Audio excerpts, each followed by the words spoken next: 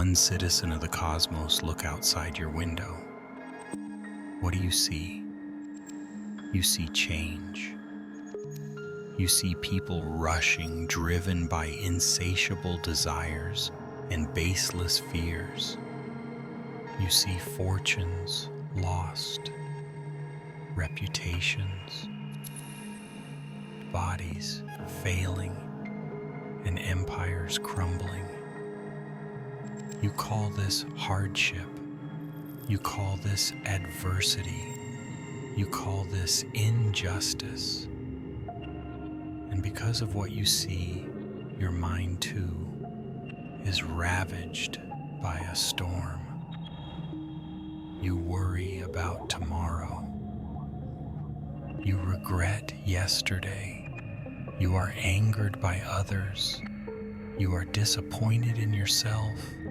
You feel small, cast into a hostile world, a pawn in the game of gods or of blind fate. This is your first and greatest error. Stoicism is not a method to quell the storm outside. You cannot command the wind to stop blowing or demand the sun not to set.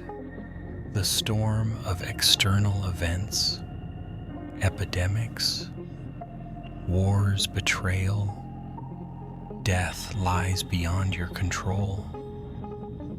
To attempt to control them is as futile as trying to grasp water with your bare hands.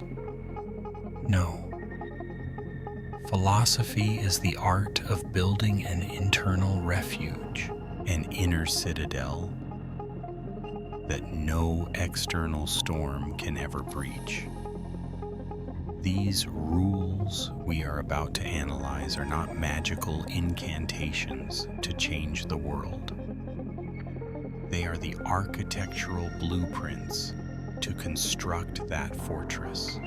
They are reminders of what is truly yours and what is not. Only one thing is truly yours: your faculty of judgment, prohairesis, how you choose to think, how you choose to act, and how you choose to accept. That is all. Today, we will begin to build the first walls of that fortress. We will learn to distinguish, to focus, and to find strength, not in the external, but where it has always resided, within your own ruling faculty, hegemonicon. You have power over your mind, not outside events. Realize this and you will find strength.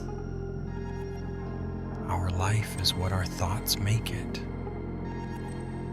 The soul becomes dyed with the color of its thoughts. Very little is needed to make a happy life. It is all within yourself, in your way of thinking. Confine yourself to the present. Nowhere can man find a quieter or more untroubled retreat than in his own soul.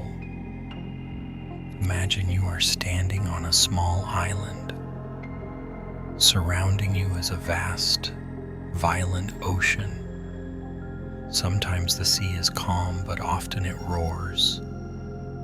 The waves, these are external events. Your boss yells, you lose money, a loved one falls ill, your car breaks down. The ordinary person spends their entire life trying to stop the waves. They scream at the ocean. They try to build levees of sand. They curse the weather. They are exhausted, drenched, and miserable. We come to the rule: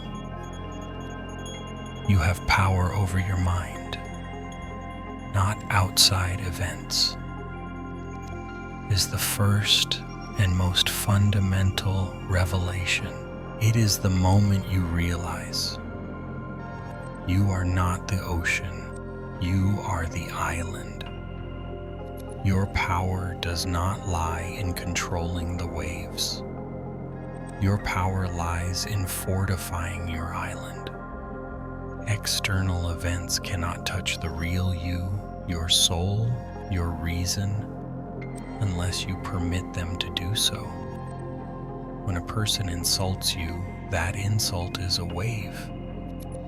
It strikes the shore, but it is you who decides whether that wave inundates the island. It is your judgment, the things you have said, the complaints. This is terrible. I have been insulted. My honor is lost. That is the thing which inflicts the pain. The event itself is just salt water, cold and neutral. To realize this is to find strength, not the strength to change the world, but the strength to prevent the world from changing you. If the island is your mind, then your thoughts are the seeds you sow upon it. This is where our life is what our thoughts make it, and the soul becomes dyed with the color of its thoughts come into play. Understand this, your soul is not a solid block of granite. It is like a raw fleece of wool. Every thought you allow yourself to retain, even for a moment, is a drop of dye. If you constantly dwell on fear, your soul will be stained the gray of dread. If you constantly dwell on anger and resentment, your soul will turn the dark red of hatred. If you constantly dwell on fleeting pleasures, your soul will become pale and weak. But if you deliberately, through training and discipline, sow thoughts of courage, of justice, of temperance, of wisdom, then your soul will absorb those colors. It will become vibrant and strong. This is why the Stoic considers guarding the impressions as the most critical duty. When an event occurs, do not rush to judge it. Hold it at the gate. Inspect it. Are you what belongs to me or what does not belong to me? If it is an external event, an insult, a loss, say to it, you are just an impression and not at all the thing you claim to be. Your life is the color of your soul. If you feel your life is terrible, it is because you have allowed terrible thoughts to dye it. Change the dye, change your thoughts. So how do we find happiness? Modern man believes happiness is addition. Add more money, more fame, more relationships, more experiences. They race relentlessly, accumulating everything only to find they are still empty inside. Very little is needed to make a happy life. Overturns all of this. Happiness is not addition. Happiness is subtraction. It is the subtraction of unnecessary desires, the subtraction of fear over things you cannot control, the subtraction of concern for the opinions of others. When you strip away all this refuse, what remains? It is the following law. Nowhere can man find a quieter or more untroubled retreat than in his own soul. Think about this. Even Emperor Marcus Aurelius, the most powerful man in the world, who dealt with war plague and treacherous plots daily, yearned for a country retreat. But he realized that retiring to a villa in the countryside was useless if he brought his chaotic mind with him. The true refuge, the inner citadel, is always there. You can retreat into it right now, even in the middle of an argument, even while stuck in traffic, even when facing a medical diagnosis. Close your eyes or don't. Retreat into the center of your reason. Remind yourself of the first principles. 1. Is this within my control? No. 2. What is the only thing in my control? My response. 3. What response shall I choose? A courageous, calm, rational one. In that instant, you are in your refuge. You are at peace. And how do you stay there more often? We return to the rule. Confine yourself to the present. This is the final key. Your suffering almost never comes from the present. It comes from two thieves: regret for the past, a dead ghost, and anxiety for the future, an unborn phantom. The past is finished. You cannot change it. Learn from it and let it go. The future has not arrived. You cannot control it. Prepare for it with virtue and accept it. All you have is this moment, right now. In this precise moment, are you suffering?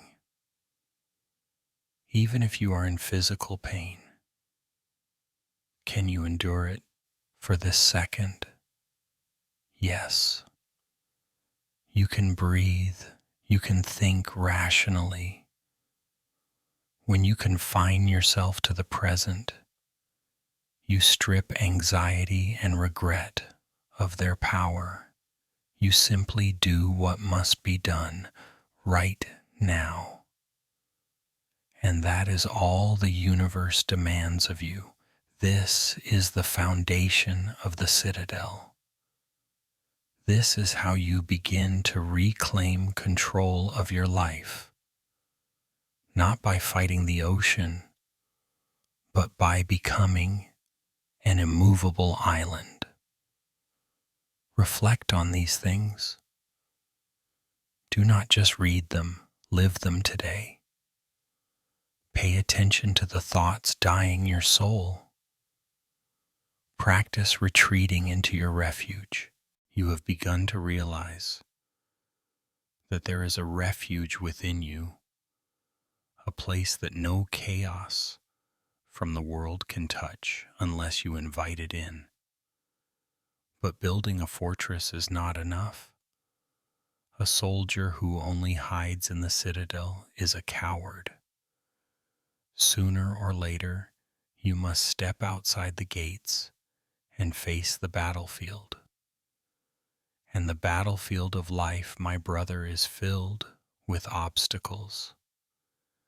Now we shall learn one of the greatest and most paradoxical lessons of Stoicism.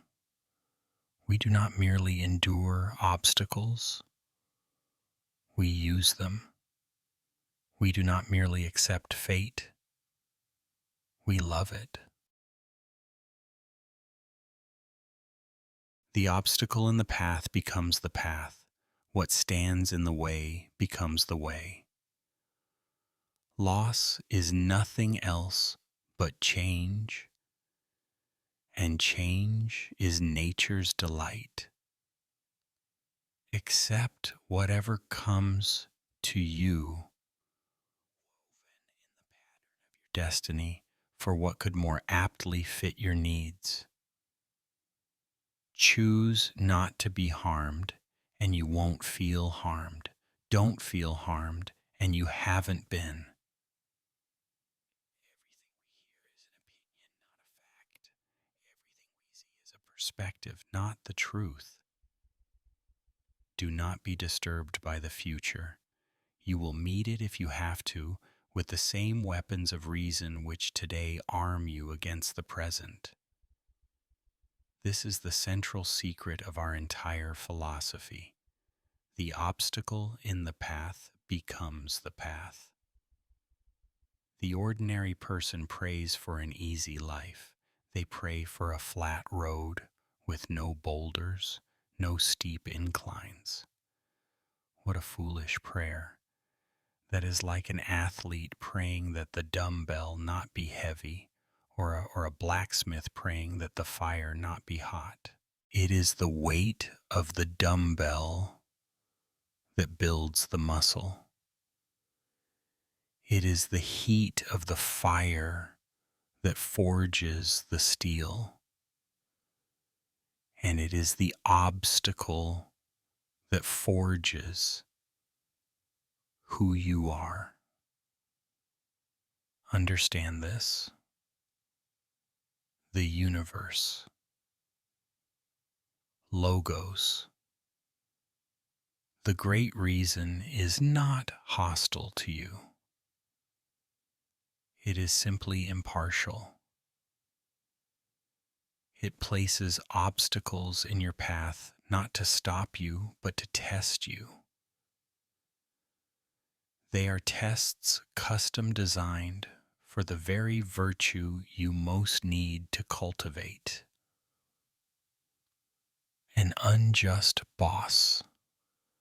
That is not an obstacle. It is an opportunity to practice patience and integrity. Your path is to maintain excellence in your work regardless of praise. A sudden financial loss that is not a catastrophe. It is an opportunity to practice temperance, knowing what is enough, and resilience. Your path is to realize you can live happily with less than you thought. A betrayal from a friend.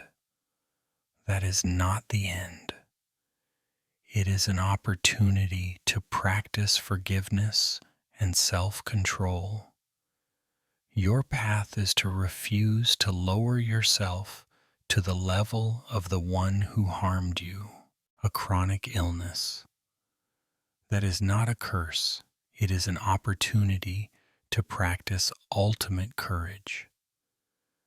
Your path is to separate physical pain from the tranquility of your soul. In every situation, what blocks the way is the way. You do not need to go around it. You must go through it. The fire is not the blacksmith's hindrance. It is his tool. Likewise, the obstacle is the raw material your reason uses to create character. So the next time you face a problem, do not whine, "Why me?" Stand tall and ask, "What virtue is the universe asking me to practice here?" To truly turn the obstacle into the path, you need something even stronger than endurance. You need acceptance. Not just begrudging acceptance. You need a passionate love for whatever happens, We call it amor fati, the love of fate. Accept whatever comes to you woven in the pattern of your destiny. Imagine the entire universe as a colossal tapestry woven by the Logos. Every creature, every event, every atom is a thread. You are one of those threads. Your fate is the path your thread takes through the tapestry. You can fight against it, you can try to go in a different direction, but all you will do is tangle the tapestry and exhaust yourself. Or you can embrace your role.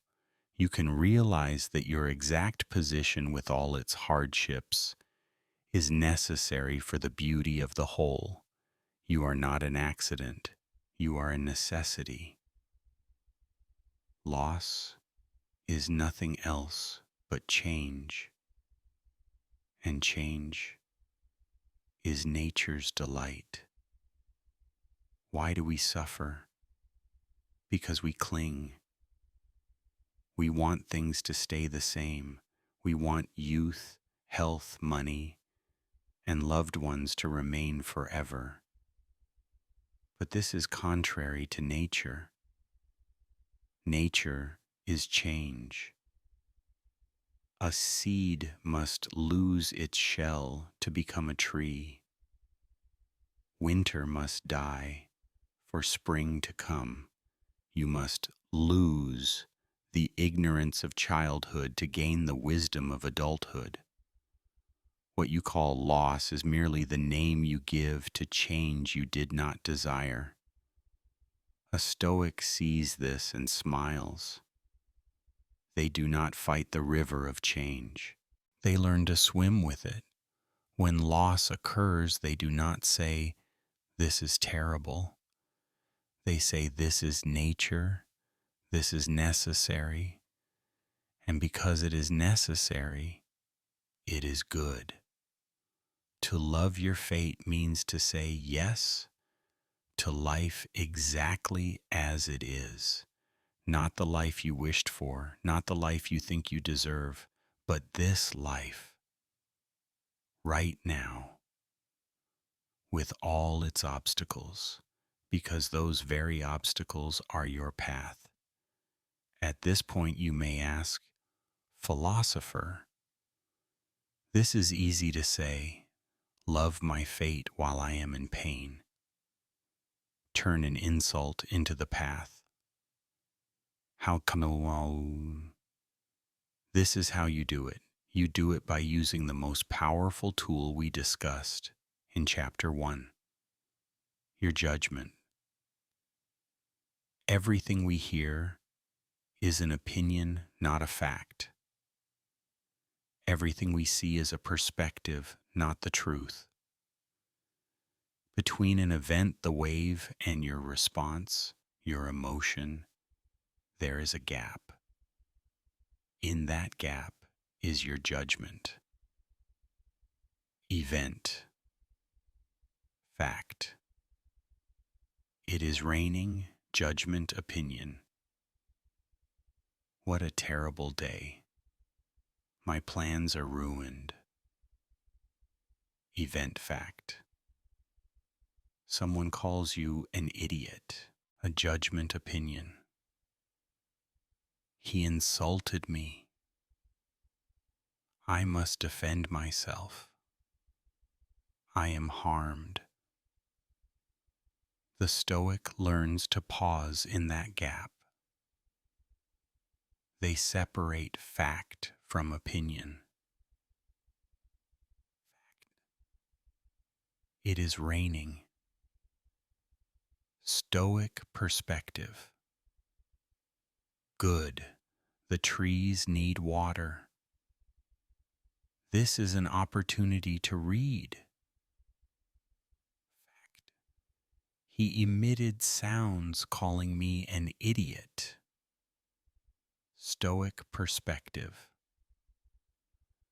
That is his opinion born from his own ignorance. It has nothing to do with me. I do not have to agree with it. This leads directly to the astonishing power of the next rule. Choose not to be harmed, and you won't feel harmed. Don't feel harmed, and you haven't been. One and nothing can harm you. They can only perform an action. It is your judgment of that action that inflicts the harm. If you decide not to interpret an insult as harm, it is not harm. It is just sound. If you decide not to interpret a loss as a catastrophe, it is not a catastrophe. It is just change. This is absolute freedom. Others can chain your body. They can take your property. They can speak ill of you. But they can never touch your mind unless you allow it. They cannot force you to feel harmed. That is a choice you make yourself. Choose not to. Finally, your mind may rebel. Fine, I can handle today's obstacles, but what about tomorrow? What about uncertainty, aging economic collapse, death? Fear of the future is the greatest enemy of present peace. Marcus Aurelius gives us the weapon against it. Do not be disturbed by the future. You will meet it if you have to with the same weapons of reason, which today arm you against the present. You are worried about a difficult meeting next week. Why do you have reason? Yes. Do you have the ability to think clearly, to speak the truth, and to remain calm? Yes. Then you will use those same weapons in the meeting next week. You are worried about growing old. Why do you have reason? Yes. Do you have the ability to accept nature and find dignity in every stage of life? Yes. You do not need tomorrow's strength today. You only need today's strength. Reason is not something you use up. It is an ever-flowing spring. It will be there for you tomorrow, just as it is here today. Worrying about the future is like trying to carry the entire week's luggage in one day. It is pointless and exhausting. Trust that when the future becomes the present, your reason will be strong enough to meet it. The stones the enemy throws at us, obstacles, are the very materials to build our walls higher. We do not fight reality. We accept it and even love it, knowing it is part of a grand design. Our weapon is the shield of judgment, the ability to separate event from opinion and thus choose not to be harmed. We do not fear future battles, for we know our weapon of reason will always be ready. Reflect on your love of fate. Try it today. Whatever bad happens, try to say, this is nature. This is the way. Waste no more time arguing about what a good man should be. Be one. If it is not right, do not do it. If it is not true, do not say it. How much time he gains who does not look to see what his neighbor says or does or thinks, but only to what he does himself. The best revenge is to be unlike him who performed the injury. You could leave life right now. Let that determine what you do and say and think. Soon you will have forgotten all things, and soon all things will have forgotten you. Perfection of character is this: to live each day as if it were your last, without frenzy, without apathy, without pretense. This is the most severe indictment against most of those who call themselves philosophers. They love to debate. They read books. They quote the greats.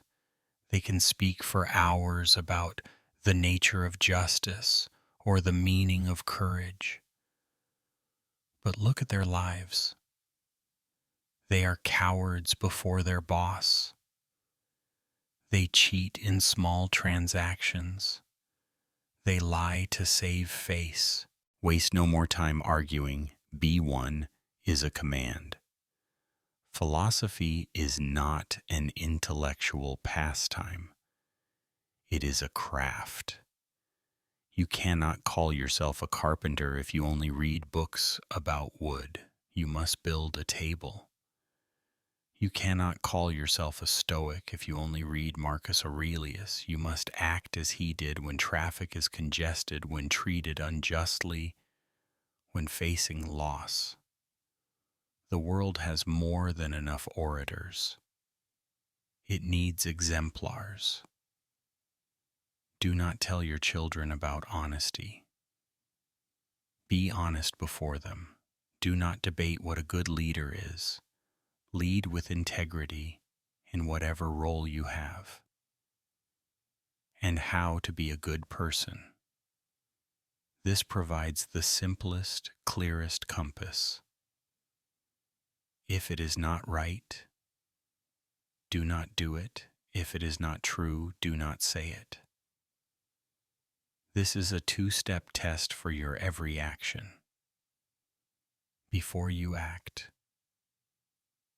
is this right? Is it just? Is it kind? Is it courageous? If the answer is no, then do not do it, regardless of the benefit, regardless of the social pressure. Before you speak, is this true? If the answer is no, then do not say it. Think of how much suffering in the world would vanish if humans obeyed this simple rule. No more brazen lies, no more venomous rumors, no more fraudulent acts, no more cowardice. This is the price of inner peace. It demands absolute integrity.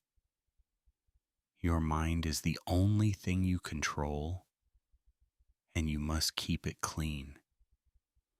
Wrongful actions and deceitful words.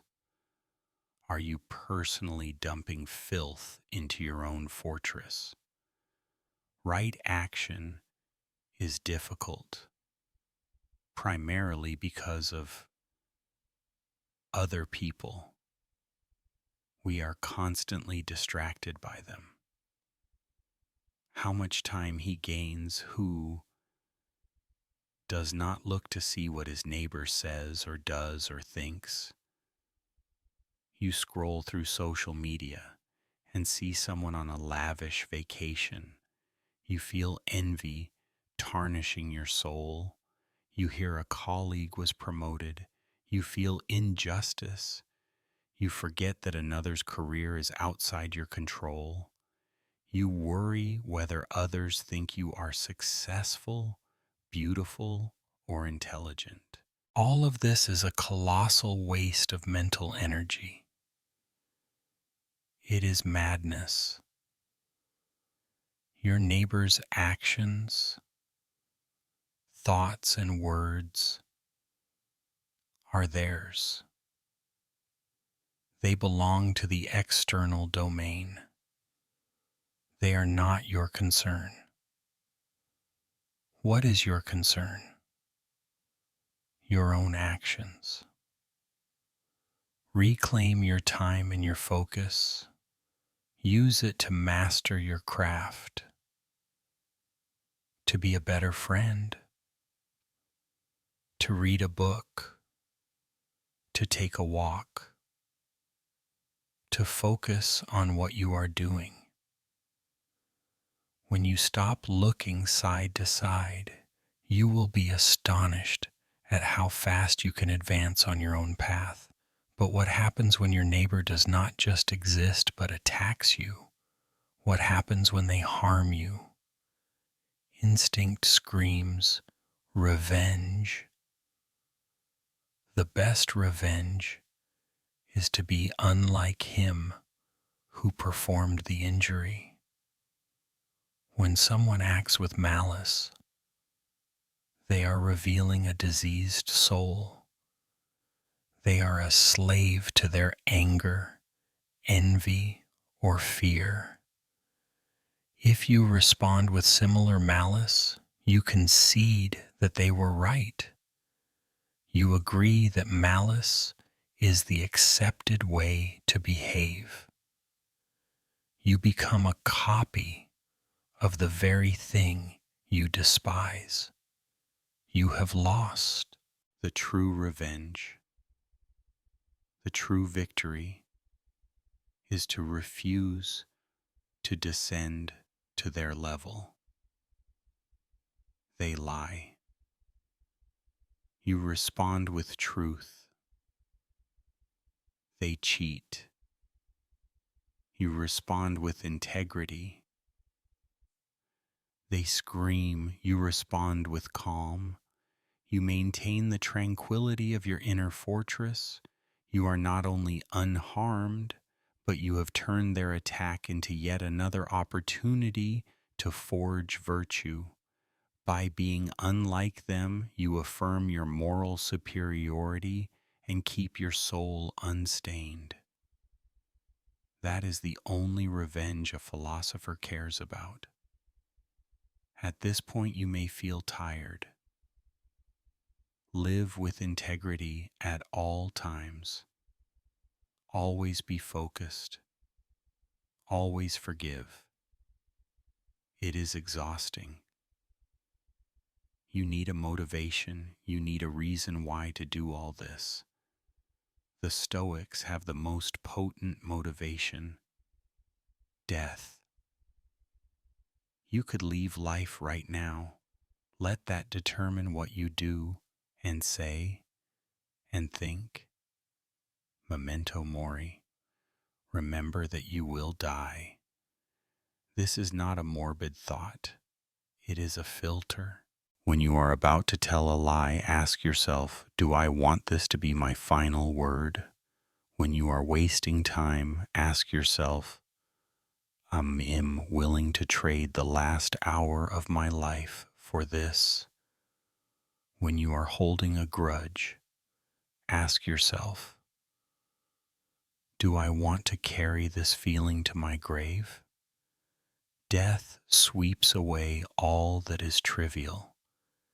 It forces you to focus on what truly matters. It grants you courage, for what else is there to fear when you have accepted the inevitable? But your mind may object. If I am to die and be forgotten, then what is the point? Why be good if no one will remember? Soon you will have forgotten all things, and soon all things will have forgotten you. The truth is, you will be forgotten. Alexander the Great and his mule driver are now equal as dust. Fame is vapor. Legacy is a phantom. This does not lead to apathy. It leads to freedom. You are liberated from the burden of impressing others. you are liberated from the fear of being judged by history. If you do not act for fame, nor for fear of punishment, then what do you act for? You act for virtue. You do the right thing simply because it is the right thing. You are a good person, simply because that is the highest expression of human reason. The reward for a good deed is not fame or money. The reward for a good deed is to have done it. This brings us to the pinnacle of Stoic action, the rule that summarizes it all. Perfection of character is this: to live each day as if it were your last, without frenzy, without apathy, without pretense. Let us analyze these three states without frenzy. You do not run around frantically trying to do everything. You act with calm, focused on the present, knowing the outcome is not yours. Without apathy. You do not give up just because it is all meaningless. You engage fully with life. You do your duty with energy and purpose. Without pretense. You are not putting on a play for others. You are authentic. Your external actions are in perfect alignment with your internal moral compass. To live like this, combining the urgency of memento mori with the calm of amor fati, is the perfection of character. You now have the compass and the motivation. You know that action is more important than words. You have a simple compass. Do only what is right. Speak only what is true. You know how to deal with others. Ignore their distractions and refuse to become like them when they do wrong. Look well into thyself. There is a source of strength which will always spring up, if thou wilt always look. Imagine that the entire philosophy we have built, the fortress, the alchemy. The compass is a great city. A city needs water to survive. You can rely on the external rains. Luck praise health, but they are erratic. One day the drought will come. The Stoic does not rely on the rain.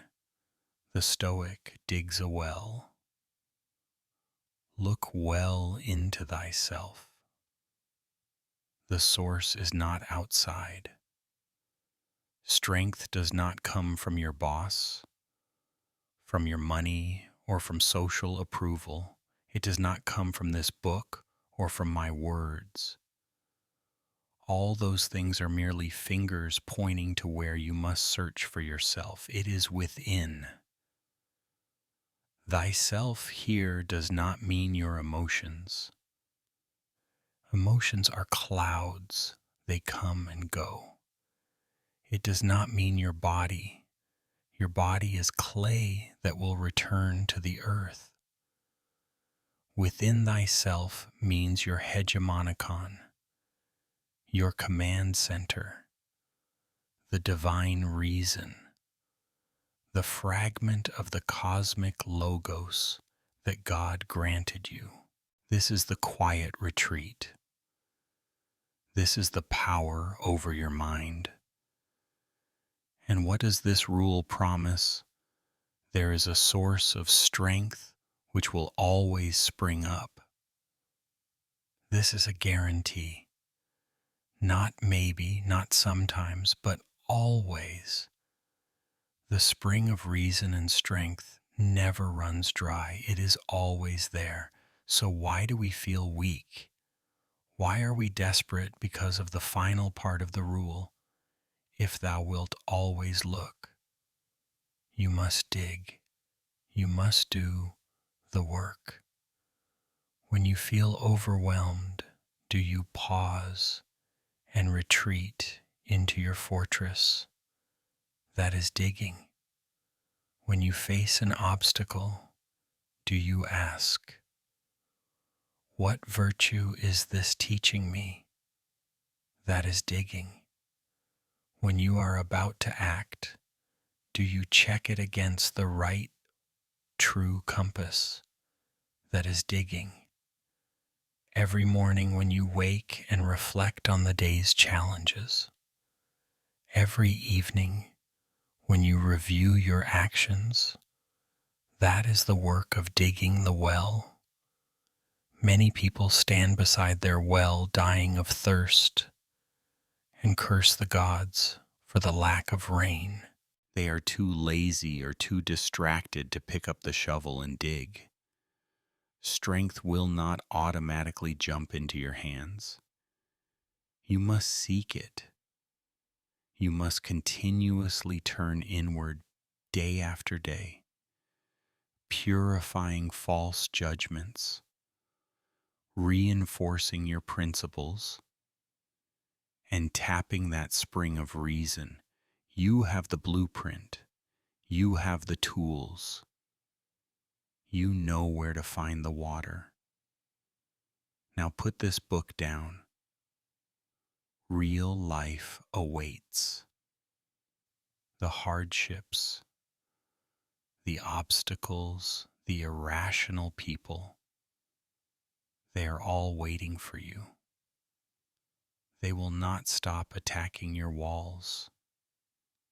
Do not pray for them to stop. Smile, say yes to fate. Make them your path. Be the good person you no longer have time to argue about. And above all, keep digging, because within you is not weakness. Within you is a spring, and it will never, ever run dry. Live with courage.